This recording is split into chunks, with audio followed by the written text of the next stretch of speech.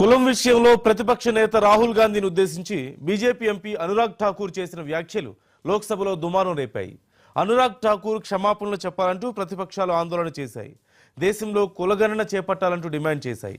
మరోవైపు కేరళలోని వాయనాడ్లో కొండ చర్యలు విరిగిపడిన ఘటనపైన అధికార ప్రతిపక్ష సభ్యుల మధ్య మాటల యుద్ధం నడిచింది.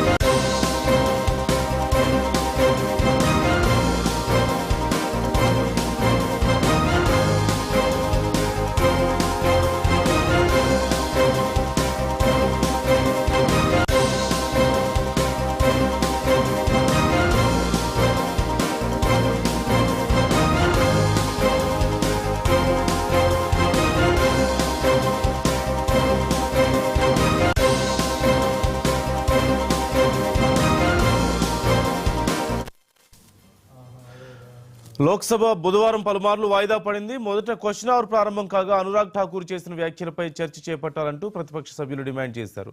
దీనికి speaker Om Birla నిరాకరించడంతో Congress, DMK, SP, Shiv Sena ఎంపీలు వెల్లోకి దూసుకెళ్లి నినాదాలు చేశారు. దీంతో స్పీకర్ సభను మధ్యాహ్నం వరకు వాయిదా వేశారు. తమ కులమేంటో తెలియని వారు కులగణనకు డిమాండ్ చేస్తున్నారంటూ రాహుల్ను ఉద్దేశించి ఠాకూర్ కామెంట్ చేశారు. మరోవైపు అనురాగ్ ఠాకూర్ స్పీచ్ బాగుందంటూ ప్రధాని మోదీ ప్రశంసించారు.